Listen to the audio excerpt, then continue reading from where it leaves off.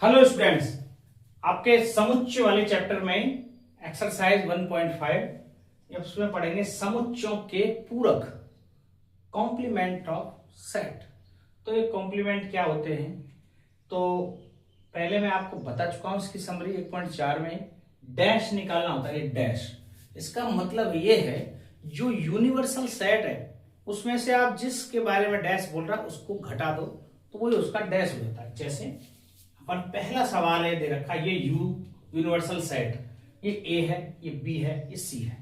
तो मतलब ए डैश पूछा है, ए डैश, तो ए क्या है 1 2 3 4, यू क्या है पूरा ही 1 2 3 4 5। अब इसका ए डैश यदि पूछा है तो ए के अवयव इसमें से घटा दो। तो ए के अवयव कैसे घट जाएंगे भैया, क्या आएगा 1 2 3 4 घटाना है, 5 6 7 8 और 9 ये आ गया।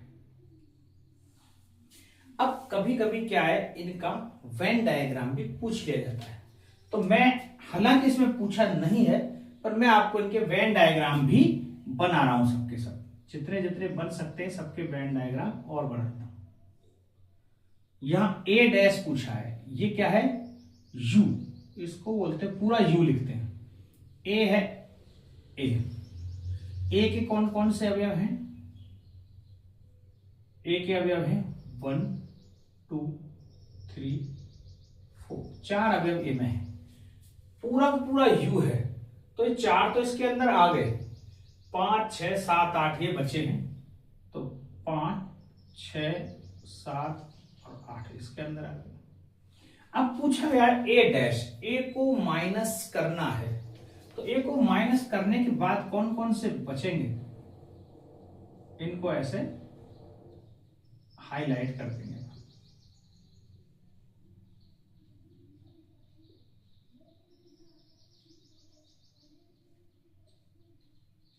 ये ही आपका ए डैश कहलाएगा।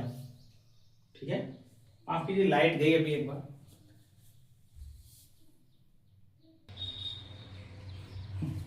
अभी लाइट गई हुई है, क्लास अपनी चालू है, गेट खोला है, थोड़ा सा बाहर का शोर सुनाई दे सकता है हल्का फुल्का, पर आप घबराएं नहीं, क्लास देखें, कंटिन्यू करें। आपको जो चीज सुनने की है बस वो सुननी है, और मेरी आवाज इतनी है काफी है कि आप तक सुनाई दे जाए। बी डैश देखें, ये यू है, ये बी है, मतलब इस यू में से इस बी को घटा दें, 2 4 6 8, तो 2 4 6 8, यदि इसको घटा देंगे हम बी डैश, क्या आ जाएगा 1 3 5 7 और 9, ये हमारे बी डैश हो जाएंगे। यदि इसका ही वेन डायग्राम पूछ लिया जाता, वेन डायग्राम में बताओ भाई, तो हम इसका वेन डायग्राम कैसे बनाएंगे, ये है बी, ये पूरा यू कहलाएगा, बी के अवयव हैं हमारे पास 2 4 6 8, 2 4 6 8, बाकी के बच्चे 1 3 5 7 और 9,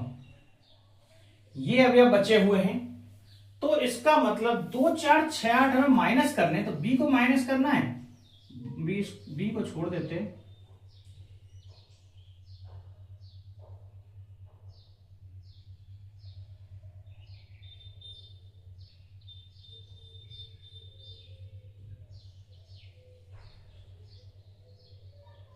बी को छोड़ के सबको हमने सेडेड कर दिया, मतलब बी को छोड़ दिया। अब ध्यान रखें इसमें देखने में तो बी उभर के दिख रहा होगा, तो क्या ये आंसर है, ये आंसर नहीं है, बी के अवयवों को छोड़ा गया है, जो शेडेड लाइन है दरअसल ये आंसर है।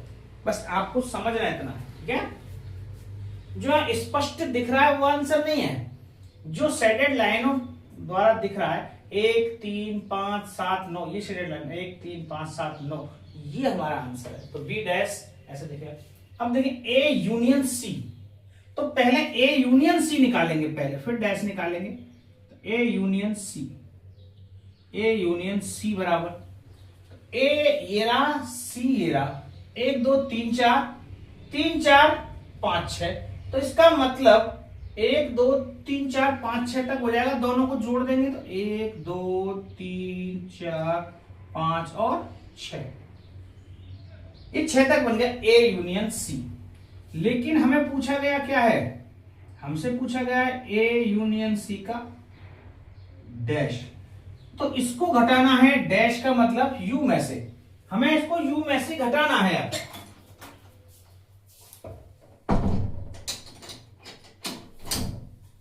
ये लाइट आ गई है, गेट बंद कर दिया। अब देखें ए यूनियन सी का डैश, तो ए यूनियन सी तो ये रही, डैश तो मतलब जो डैश है यू में से माइनस करो क्या, 1 2 3 4 5 6, यदि 6 तक माइनस कर देंगे बचेगा 7 8 9 ओनली, 7 8 9। अब मान लो हमें इसका वेन डायग्राम बनाना हो, ठीक है, तो वेन डायग्राम कैसे बनाएंगे, मैं ऊपर बना रहा हूं। अब इसमें ए यूनियन सी दिखाया गया है, तो मुझे दो बनाने पड़ेंगे, ए सी, एक के अवयव में 1 2 3 4, सी के अवयव 3 4 5 6, 1 2 3 4 5 6।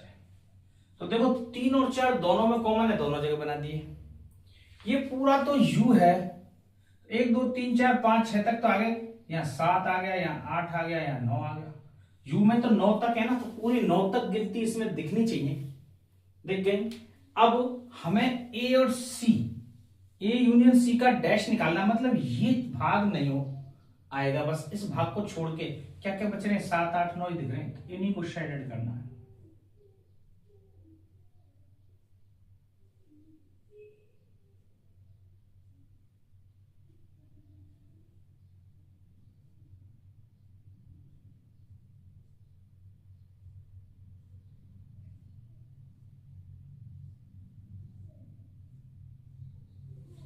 केवल ए यूनियन सी जो दोनों मिलके जो आ रहे हैं उसको छोड़ दिया हमने, बाकी की भाग को शेडेड कर दिया, तो ए यूनियन सी डैश का वेन डायग्राम ये हो गया, ए यूनियन सी डैश का वेन डायग्राम है। ये जो वेन डायग्राम था ए डैश का है, ये जो वेन डायग्राम था बी डैश का है। ठीक है, बात समझ आ रही। इसको देखे जरा, ए यूनियन बी का डैश, तो पहले ए यूनियन बी निकालना पड़ेगा, फिर ही तो डैश निकालेंगे। ए रहा बी रहा, 1 2 3 4 2 4 6 8, तो एक मतलब 1 2 3 4 के बाद 6 8 और जुड़ जाएगा बस, ठीक है। तो 1 2 3 4 6 8, इन दोनों को जोड़ेंगे, ए यूनियन बी ये आएगा। अब मुझे इसका डैश निकालना है, ए यूनियन बी का डैश, मतलब जो ए यूनियन बी आया इसको यू में से माइनस कर दो, तो माइनस करेंगे 1 2 3 4 6 8, 1 2 3 4 6 8, तो 5 7 9 ये बचेगा, क्यों 5 7 9 ये बचेगा भाई। अच्छा, अब इसका हम वेन डायग्राम बनाए, तो इसका वेन डायग्राम यहां बना देते हैं, ए भी आएगा इसमें, यू बी भी आएगा, ए आएगा, ये बी है, ये ए है, चलो इधर ए लिख दो, इधर बी लिख दो, ऐसा कोई फर्क नहीं पड़ता। ए में 1 2 3 4 है, बी में 2 4 6 8 है, 2 4 दोनों में कॉमन है ना, 2 4 पहले भरते हैं, तो 1 2 3 और 4 आ गए ए में। बी में देखो 2 4 6 8, 2 4 आ गए, 6 और 8 और आ गए। इन सबको छोड़ना है, बचेंगे कौन से हमारे पास, 1 2 3 4 5, 5 बचा हुआ है जो कि यू में है, 7 बचा हुआ है जो कि यू में है, 9 बचा हुआ है जो कि यू में है। इन सबको शेडेड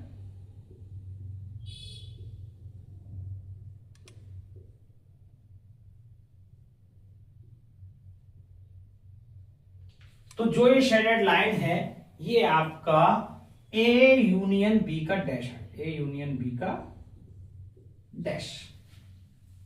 बोलो बात समझ आई। ए यूनियन बी जो हमने निकाला था फिर उसको डैश कर दिया, मतलब यूनिवर्सल सेट में से घटा दिया, ये आ गया। अब देखिए ए डैश का डैश, अब ये समझे ए डैश कहां है, ये रहा, इसको घटाएंगे यू में से, ए डैश पहले निकला हुआ 5 6 7 8 9, 5 6 7 8 9, जैसे इसको घटाएंगे तो 1 2 3 4 ही आ जाएगा, 1 2 3 4। तो इससे क्या पता चला, ये तो ए ही आ गया। तो यहां पर अपन एक स्टार लगा के हमारे पास एक क्या बन गया फॉर्मूला, ए डैश का डैश यदि कभी निकाला जाएगा हमेशा ए आएगा, ए ही आएगा। यदि किसी का भी डैश का फिर ऊपर डैश लगा रहे हैं तो वापस वही चीज आ जाएगी। बात समझ में आ गई। तो फिर इसका तो कोई ऐसा बनाने की जरूरत नहीं, ए का बना दो चाहे ए डैश का कोई बना दो, एक ही बात है। बी माइनस सी का डैश, तो पहले बी माइनस सी तो निकाले, बी माइनस सी, बी तो ये है सी ये है, बी में से सी के अवयव माइनस करेंगे तो कौन सा अवयव जाएगा, केवल 4 और 6, ये दो अवयव ऐसे हैं जो इसमें पड़े, ये चले जाएंगे बी में से, तो बचेंगे क्या 2 और 8 ओनली, 2 और 8। लेकिन इसमें डैश पूछा है तो b माइनस सी का डैश मतलब u में से घटाने 2 और 8, 2 और 8 को घटा दो, बाकी सब लिख दो। 1 2 तो हट चुका है, 3 3 4 5 6 7 और 9, 8 भी हट गया 2 भी हट गया, 1 3 4 5 6 7 9, ये b माइनस सी का डैश होगा। यदि इसका डायग्राम बनाएंगे तो ऐसे ही बनाया जा सकता है। एक बार ये इसका डायग्राम बता देता हूं, वेन डायग्राम कैसे बनेगा b माइनस सी का। तो देखो b, एक तो b बनाना है, एक c बनाना है, बी और सी में क्या 1 2 6 8, 2 4 6 8, बी 2 4 6 8, 4 से आगे 3 5, ये तो हो गया बी और ये हो गया ए। लेकिन ए में से बी में से सी को माइनस करना था भाई, इसमें से अरे यार सी लिखना था, 3 4 5 6 सी है, ये सी है भाई, 2 4 6 8 है बी है, मैंने ए सी लिख दिया, गलत लिख दिया था। अब बोला था कि बी में से सी को माइनस करना है, ये बी रहा, सी को माइनस करना है तो सी को माइनस तो ये माइनस हो जाएंगे, बचेगा क्या 2 और 8, ये बचेंगे बी माइनस सी का तो केवल 2 और 8। लेकिन इसमें बी माइनस सी का डैश, तो जो 2 8 है बस इसको छोड़ना पड़ेगा, b माइनस सी तो 2 8 है, अब b माइनस सी 2 8 को छोड़ के सारा जुगाड़, तो वो वापस कहां आ जाएगा 1 2 3 4 5 6 7 और 9, तो यहां देखो 2 और 8 छोड़ने बस,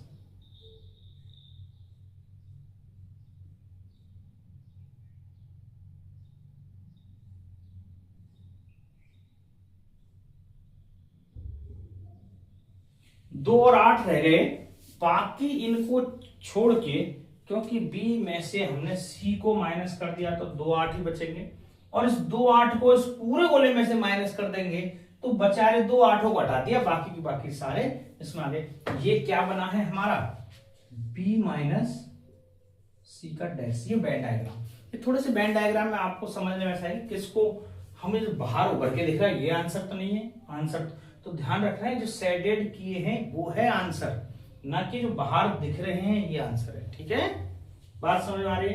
ये आपका पहला सवाल बहुत ही जबरदस्त इस टाइप का, इसलिए मैंने पूरा ढंग से और वेन डायग्राम सहित आपको बताया, पूछा नहीं गया इनके लिए, लेकिन ऐसा पूछा जा सकता है, तो अपने को सारे वेन डायग्राम आने चाहिए। ठीक है, होता है।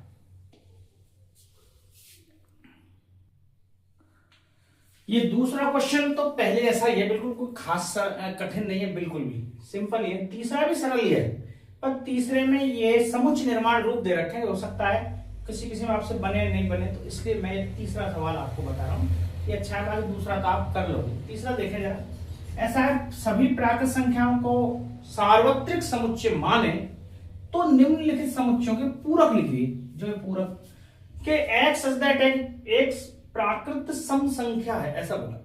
तो प्राकृत सम संख्या आप पहले इसको बनाएं, ए ये एक कैसा बनेगा, ये समुच्चय प्राकृत संख्या का समुच्चय है। सम सम बोला 2 4 6 8 10, ये सब सम संख्याएं, ऐसा बनेगा। हमें तो ए डैश निकालना था, ए नहीं निकालना था, इंप्लाई दैट ए डैश बराबर, तो इसका ए डैश कैसे निकलेगा। मैंने मान लिया ये पूरा समुच्चय ए है, तो मैंने इसको पहले रोस्टर रूप में लिखा 2 4 6 8 10। अब इस 2 4 6 8 10 को इसमें से माइनस कर दो, तो जितनी भी विषम संख्या बचेंगी वो आएंगी 1 3 5 7 9 11 डॉट डॉट डॉट। अच्छा, समस्त संख्याएं, तो हम यहां पर रुक भी नहीं सकते, डॉट डॉट डॉट लगाना पड़ेगा सब में, ठीक है। ये ए डैश हो गया। एक्स एक प्राकृत विषम संख्या यदि ये कोई विषम संख्या का समुच्चय बी, जैसे 1 3 5 7 9 इत्यादि विषम संख्या है, तो फिर इसमें बी डैश क्या होगा, बी डैश बराबर, जो बी डैश होगा सम संख्याएं बच जाएंगी सारी सारी, ये तो माइनस करनी है, और समस्त प्राकृत संख्याओं में से विषम गई तो केवल सम ही सम बचेंगी। बात समझ में आ रही है। इन समस्त प्राकृत संख्याओं में तो सम गए तो विषम बच जाएंगे, विषम गए तो सम बच जाएंगे, ठीक है। अब संख्या 3 का एक धन गुणज है सी, यहां पे हम एक समुच्चय बना है रोस्टर, 3 का धन गुणज, भैया 3 गुणज, इसका मतलब 3 का 1 से गुणा करो, 3 का 2 से गुणा करो, 3 का 3 से, 3 का 1 से 3, 3 2 6, 3 3 9, 3 4 12, 3 5 15, ये सब इसके धन गुणज ही तो है, माइनस वाली तो कोई संख्या है नहीं। तो इनको छोड़ के जितने भी इसमें आ जाए, इसका मतलब 3 का गुणज नहीं होना चाहिए, तो सी डैश, जो सी डैश आएगा वो क्या आएगा, इनको माइनस कर दो 3 के गुणजों को, 1 2 4 5 7 8 11 10 11 12 नहीं आएगा, ऐसे डॉट डॉट डॉट, जहां जो 3 के गुणज है मैंने 3 हटा दिया, 6 हटा दिया, 9 हटा दिया, 12 हटा दिया, 15 हटा दिया, ऐसे हटाते चले जाएंगे और इनको छोड़ के ये आ जाएंगे साहब, ये इनका पूरा हो जाएगा। एक्स एक अभाज्य संख्या है, तो जरा डी एक बना के देखें, अभाज्य संख्या कौन कौन सी होती है आपको पता है। एक अभाज्य नहीं होती कभी भी 2 3 5 7 11 13 17 19, ये सारी अभाज्य संख्या है, और भी यहां के खूब सारी, इनको माइनस करना है बस। तो यहां डी का डैश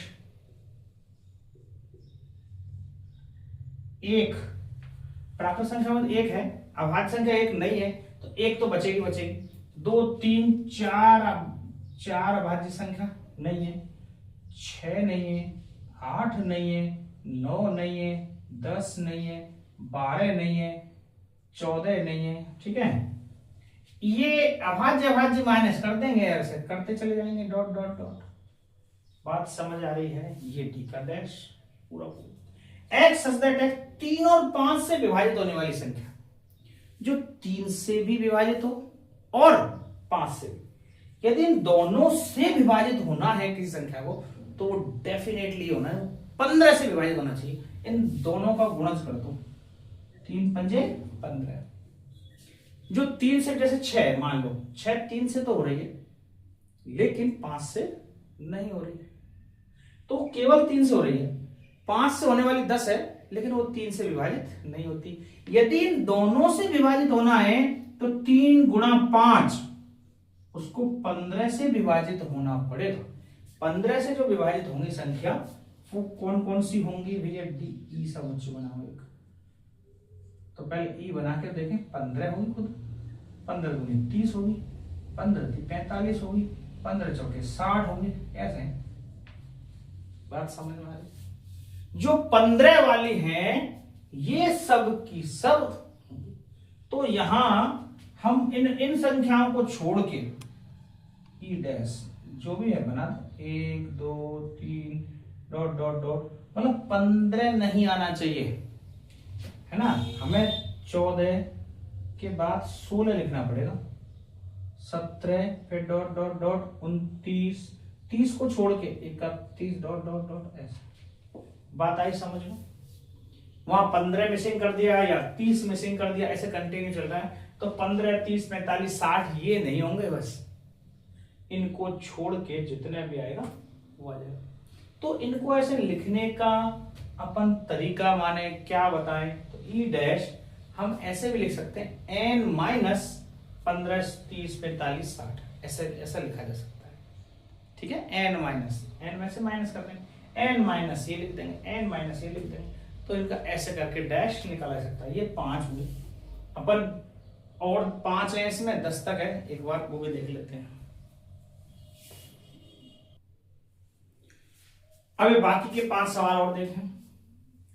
अब जैसे हमने 15 का गुणज निकाला, 15 के 15, 30, 60 हम लिख ही नहीं पा रहे थे उसको, तो हम उसको रोस्टर फॉर्म में न लिख के ऐसे फॉर्म में भी आंसर कर सकते हैं।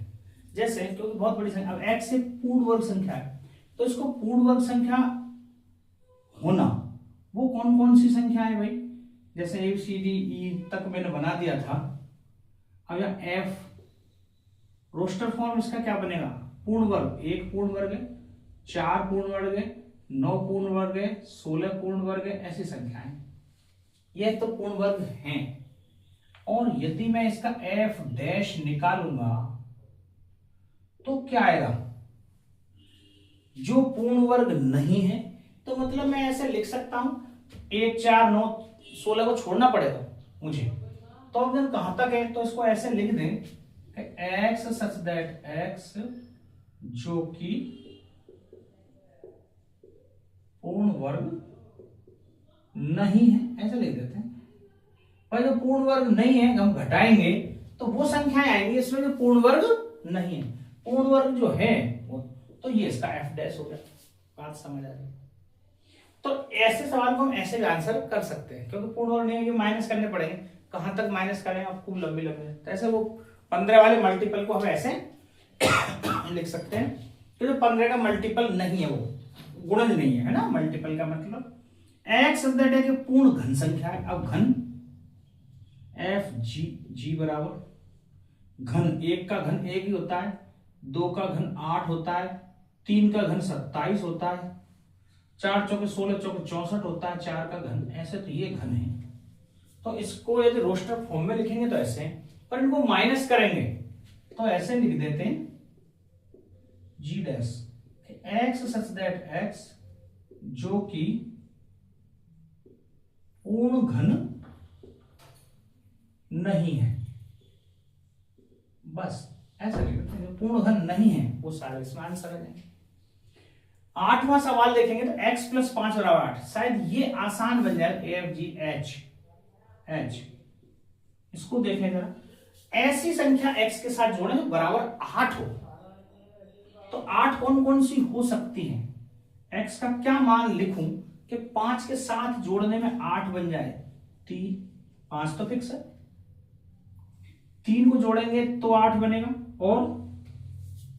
और किसी को जोड़े 5 के साथ में तो क्या 8 बन सकता है, x प्लस 5 बराबर 8, तो x का केवल एक ही मान संभव है, 3, तो 3 को छोड़कर h डैश सभी प्राकृत संख्या हो जाएंगी, x such that x, oh light गई, ये बिलोंग्स टू n जहां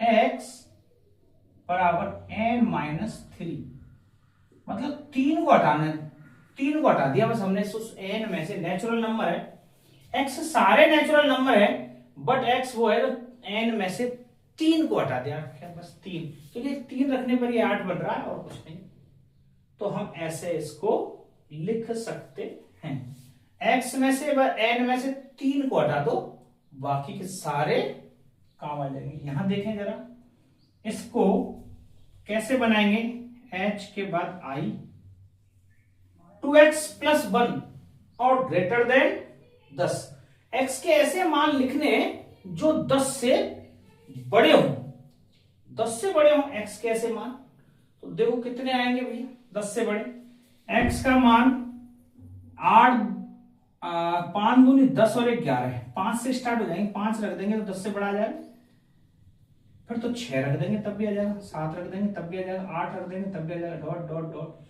5 के बाद जितनी भी मान रखेंगे वो सब 10 से बड़े आएंगे। तो ये तो हुआ आई। हमें इसका आई डैश निकालना था, आई डैश। तो मतलब इसको माइनस करना है तो 4 तक मान बचेंगे केवल, 1 2 3 4। ये आसानी से निकल रहा है, तो 4 तक आ जाए। ये देखो x का मान 7 से बड़ा, भैया x का मान 7 से बड़ा, Hij 7 से बड़ा तो मतलब 8, पर 7 के साथ बराबर लिखा है, बराबर का साइन और है, तो 7 8 9 10 ये सब 7 से बड़े हैं सारे के सारे। और यदि मुझे इसका डैश निकालना है, डैश पूरक निकालना है, तो इसका मतलब इन सब को घटाना पड़ेगा। तो 7 के बाद वाले सारे घटा दो, बचेंगे कहां 6 तक। तो 1 2 3 4 5 और 6, ये आपका इसका पूरक निकल के सामने आ जाएगा। ये आपका तीसरा सवाल कंप्लीट। ये चौथा सवाल देखें, जो मैंने एक बार आपको हालांकि बता चुका हूं, यहां बाकायदा सवाल के रूप में आ गया है। जो डी मॉर्गन लॉ है जो आपको बताया, ये वही डी मॉर्गन लॉ है। ए यूनियन बी का डैश प्रूव करवा रहा है, ए डैश इंटरसेक्शन बी का डैश, और ए इंटरसेक्शन बी का डैश ए डैश यूनियन बी का डैश, ऐसा होता है। ये क्या है? तो देखो ए यूनियन बी पहले निकाल के देखें। ये तो ए दे रखा है, ये बी दे रखा है, तो ए यूनियन बी पहले निकालें। ए यूनियन बी बराबर क्या होगा? ए यूनियन बी 2 4 6 8 2 3 5 7, तो 2 3 4 5 6 7 और 8 आ जाएंगे। 2 3 5 7 तो वहां है, 2 4 6 8 यहां है, 2 आ गया 3 आ गया 4 आ गया 5 6 7 8 सब आ गया। दोनों को यूनियन में मिक्स कर दिया। हमें इसका डैश ज्ञात करना, LHS left hand side A union B का डैश ज्ञात करना, मतलब यू में से घटाएं। तो यू में से 2 से लेके 8 तक घटाएंगे तो 1 और 9 बचेगा, केवल 1 और 9 ये बचेगा। ये बच रहा है, ठीक है। अब हम देखें साहब ए डैश निकालें तो ए डैश आप निकालोगे, ये यू है ये ए है, इस यू में से ए घटा देंगे तो 1 3 5 7 और 9 ये ए डैश हो जाएगा। 2 4 6 8 हटा दिए मैंने यू में से, तो ए डैश बन गया। बी डैश निकालने के लिए बोल रहा है भैया बी डैश, तो बी डैश निकालें। 2 3 5 7 घटाएं इसमें से, 2 3 5 7, तो 1 1 4 6 8 9, 1 4 6 8 और 9, ये आ रहा है सब बी डैश। हमें RHS निकालना, A dash intersection B dash, RHS right hand side, A dash intersection B dash. तो A dash intersection B dash, तो ए डैश ये है, बी डैश ये है। इन दोनों में कॉमन क्या दिख रहा है? 1 9 यहां दिख रहा है, 1 9 यहां दिख रहा है। इन दोनों में कॉमन इंटरसेक्शन कॉमन पार्ट कहलाता है। और देख लो यहां हम देख पा रहे हैं कि LHS बराबर क्या आया? RHS। ये आपका फर्स्ट हल हो गया। अब देखें ए इंटरसेक्शन बी का डैश सेकंड वाले सवाल में, तो पहले हम ए इंटरसेक्शन बी निकालेंगे भैया। ए और बी में कॉमन क्या है? ए और बी में 2 के अलावा कोई कॉमन है? बिल्कुल 2 ये मात्र 2 है ए इंटरसेक्शन। लेकिन LHS निकलवाने के लिए बोला, LHS मतलब ए इंटरसेक्शन बी का डैश। तो इस 2 को यदि माइनस करें पूरे में से, तो 2 को छोड़ के सारे के सारे लिख दो। 1 3 4 5 6 7 8 और 9, ये आ जाएगा ए इंटरसेक्शन बी का डैश। ए इंटरसेक्शन बी तो ये आया, इसको यदि यू में से माइनस करेंगे तो ये बचेगा, दो को हटा के बाकी सारे लिख दें। अब ए डैश यूनियन बी डैश ऐसा बोलो, तो मेरे पास ये तो ए डैश रहा, ये बी डैश रहा, इन दोनों का यूनियन निकालना है। यूनियन बनाओ भाई, आर एच एस आई, इन दोनों का ए डैश यूनियन बी डैश। तो देखो एक दो तो इसमें है ही नहीं, 3 4 5 6 7 8 9, यूनियन करेंगे 1 3 4 5 6 7 8 और 9, वही चीज आ गई जो ये आ रही थी। इसका मतलब यहां पर भी हम देख रहे हैं एल एच एस बराबर आर एच एस, यही दोनों चीजें बात प्रूव करनी थी दोनों सवालों में। तो समझ आया, ये आपका हुआ चौथा सवाल। ये पांचवा सवाल देखिए, निम्नलिखित में से प्रत्येक के लिए उपयुक्त वेन आरेख खींचिए। तो उपयुक्त वेन आरेख खींचना है इन चीजों के लिए, तो कैसे बनेगा जरा एक बार देखिए। तो इसमें क्या क्या चीज दे रखी है, क्या है, तो पहले हम देखें ए यूनियन बी का डैश। तो आप ऐसा कुछ बनाओगे, ये पूरा तो यूनिवर्सल कहलाता है सेट, पूरा ये यूनियन नहीं है, यूनिवर्सल है पूरा। इसमें दो सेट है, अंदर ए है और बी है, ये ए सेट है, ये बी सेट है। इन दोनों का यूनियन बनाया तो ये दोनों मिलके हो जाएंगे। यदि इनका यूनियन होता, केवल डैश ना होता, यूनियन कहता तो अपन इन दोनों को शेडेड कर देते, लेकिन इनका डैश बोला है तो ये पूरा भाग यू में से माइनस होगा, तो शेडेड भाग तो ये आएगा।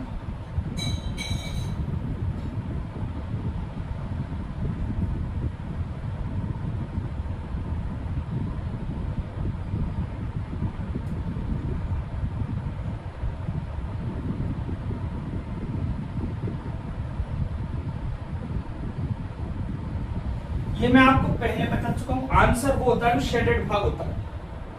जो खाली दिख रहा है ये आंसर नहीं है, इसका मतलब ए यूनियन बी का डैश, ये वेन डायग्राम बना। अब जरा गौर फरमाओ ये क्या क्या चीज लिखी हुई है। तो मैंने आपको बताया था डी मॉर्गन लॉ, एक बार फिर से मैं आपको डी मॉर्गन लॉ बता देता हूं। डी मॉर्गन लॉ,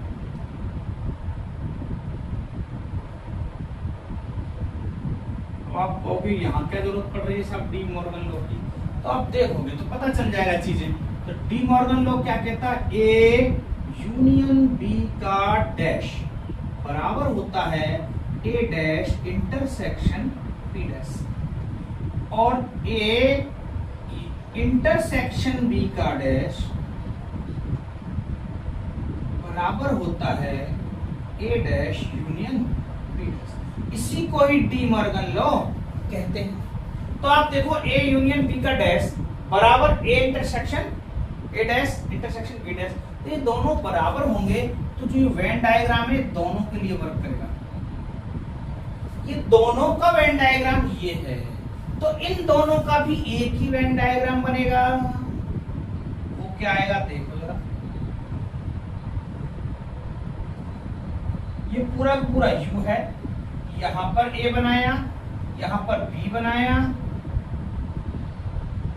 अब जरा देखो A intersection B, A intersection B तो भाग केवल ये होता है, ये कॉमन भाग है, लेकिन इसमें डैश बोला गया है, मतलब केवल इस भाग को हटाना है, बाकी सारा वाजिब है। इस भाग को छोड़ के सारे भाग को शेडेड कर दो।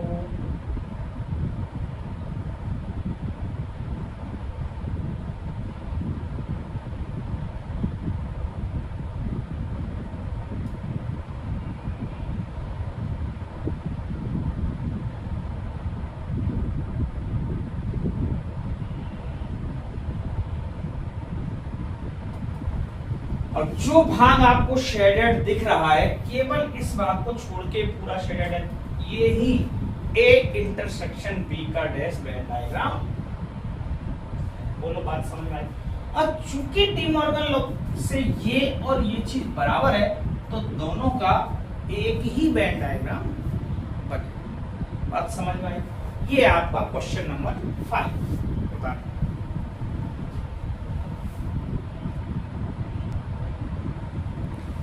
ये 6वां क्वेश्चन देखें, बड़ा पढ़ने में लंबा चौड़ा सा सवाल है, समझे जरा इसको। कि मान लीजिए किसी समतल में स्थित सभी त्रिभुजों का समुच्चय सार्वत्रिक समुच्चय U है, मतलब सभी त्रिभुजों का समुच्चय दे रखा है एक U, जिसमें सब प्रकार के त्रिभुज सम्मिलित हैं, सभी प्रकार के, ठीक है, चाहे वो समकोण है, विषमबाहु है, समद्विबाहु है, सब प्रकार के हैं। यदि A उन सभी त्रिभुजों का समुच्चय है जिनमें कम से कम एक कोण 60 डिग्री से भिन्न है। अब जरा समझना, इस बात को यदि आपने समझ लिया तो बस ये बन जाए। कम से कम एक, मतलब एक कोण यदि 40 का है तो दूसरा मतलब 140 के होंगे दोनों। तो एक कोण कम से कम एक कोण भिन्न, तो 140 के होंगे। तो अब ये 60 के तो संभव ही नहीं है।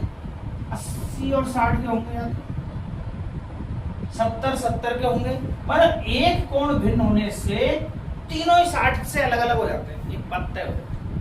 पूरा बात समझ बैठे। यदि मैं किसी एक कोण को भी 60 से अलग कर दूं, मतलब 60 का नहीं हो,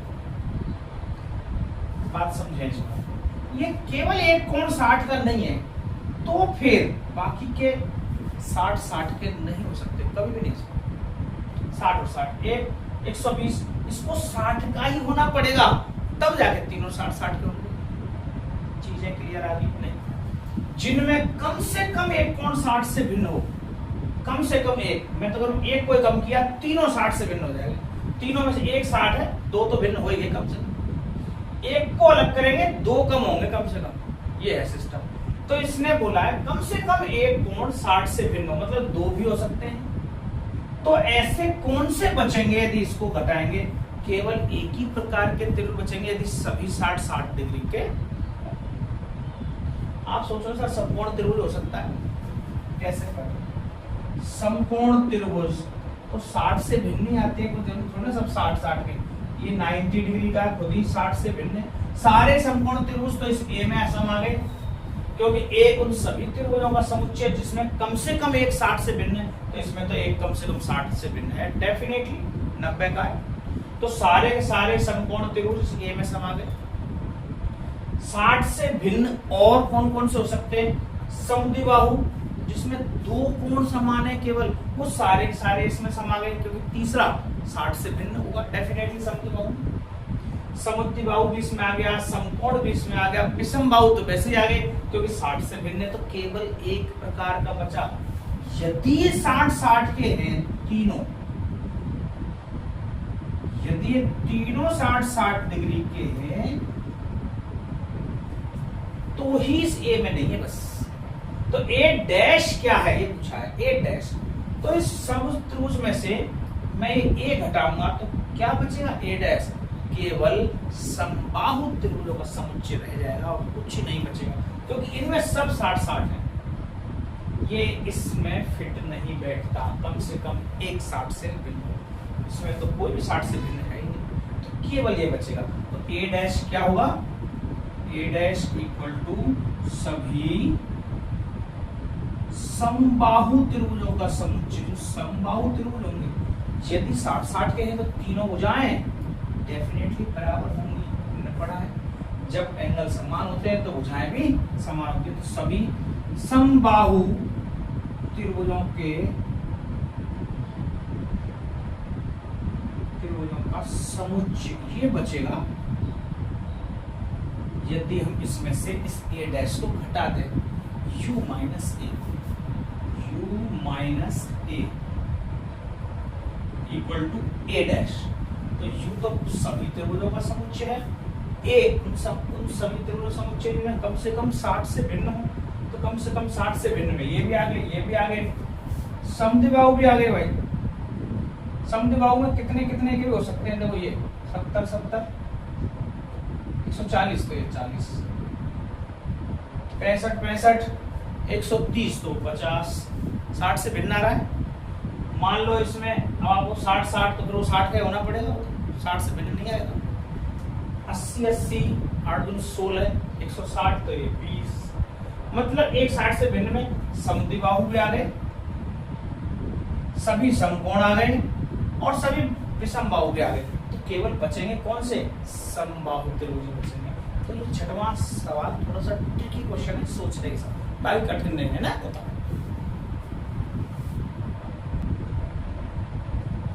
ये 7वां क्वेश्चन देखें आपका लास्ट 1.5 चैप्टर में। ये एक्सरसाइज आपकी निम्नलिखित कथनों को सत्य बनाने के लिए रिक्त स्थानों को भरिए। इन रिक्त स्थानों को भरें ताकि ये चीज बात सत्य हो जाए। जरा देखिए क्या क्या कह रहा है कि ए यूनियन ए डैश। अच्छा एक बात बताओ, ए डैश क्या होता है?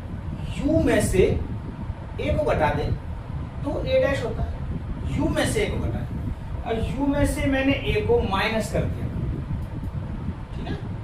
अब वापस यूनियन उस ए को वापस जोड़ लें तो पूरा का पूरा वो यू ही बन जाएगा। समझो एक बार, मैं एक छोटा सा ये आपको उदाहरण देके बता रहा हूं तो ज्यादा बढ़िया समझ में आएगा। मानो u बराबर है 1 2 3 4 5 और 6, ये u है। अब इसमें a बोला गया, a हम ये मान लें कि ये सम संख्या है ना इनका 2 4 6 a, बस ये आप मान लो। आपको समझने के दृष्टिकोण से ऐसे हमने दो, एक यूनिवर्सल सेट मान लिया और ए मान लिया, कुछ भी मान सकते हो, a 1 2 3 मान सकते हो, कोई बड़ी बात नहीं है। मैंने इसको सम संख्याओं का सेट मान लिया, कोई ऐसा नहीं ये मानने से ही सवाल सही होंगे ना। आप जो मानोगे वो उससे सबसे सही होगा। अब जरा देखो, यदि a डैश इस u में से इनको माइनस करूं तो क्या आएगा? 1 3 5। a डैश क्या निकलेगा? यदि a डैश की बात करें हम, a डैश आएगा 1 3 5। अब इतनी तो बात आप समझ गए होंगे, a डैश u में से a को घटाना, इस u में से इसको घटा दिया, ये आएगा a डैश। अब ये a डैश है, ये a है, इन दोनों का यूनियन करें, दोनों को मिक्सअप करें तो पूरा पूरा u ही बन जाएगा। आंसर समझ आया? 5 डैश, 5 को घटाना है किसमें से? u में से। इसमें से रिक्त समुच्चय को घटाऊंगा, पूरा की पूरा u आ जाएगा भाई, पूरा की पूरा u। अब इसका इंटरसेक्शन a, इसमें और a में से, इन दोनों का इंटरसेक्शन करेंगे तो क्या कॉमन है? 2 4 6, 2 4 6 इसमें है, 2 4 6 इसमें। तो मतलब जो कॉमन आएगा वो क्या आएगा? खुद a ही आएगा भाई कॉमन, तो इसमें a ही बात समझ आई? इन दोनों का यूनियन तो यार है 5 डैश, 5 को माइनस किया तो ये खुद u ही आ रहा है, और u में और a में दोनों में कॉमन पार्ट देखें तो 2 4 6 आ रहे हैं जो कि खुद a ही है। इसको देखें जरा, a इंटरसेक्शन a डैश तो ये रहा, a ही रहा। इन दोनों में कॉमन कुछ है क्या? कुछ भी नहीं, तो 5 आ गया भैया, क्योंकि ये बिल्कुल अलग है, ये बिल्कुल अलग है, दोनों में कोई कॉमन नहीं है। तो रिक्त समुच्चय तो सब में कॉमन होता है। तो क्या बताया? रिक्त समुच्चय हर जगह विद्यमान है, तो ये तो है। चलो इसमें देखें, u डैश u में से u को घटा दिया, तो u में से u को घटा दिया तो 5 बन गया। u डैश क्या आएगा? कोई कुछ ले देते, u ये दे रखा है, u डैश हमेशा 5 होता है, क्योंकि खुद पूरे यूनिवर्सल में से आप उस यूनिवर्सल को ही घटा रहे हो, तो बचेगा क्या? 5 और a, ये तो 5 है समझ, और a है। इन दोनों में कॉमन क्या है? 5, खुद 5 ही कॉमन है बस। एक 5 एक चीज ऐसी है जो समुच्चय सब में होता है, यही कॉमन हो सकता है और कुछ नहीं। ये आपका 7वां क्वेश्चन ऐसा ही, ठीक है। ये आपका एक्सरसाइज 1.5 पूरी फिनिश।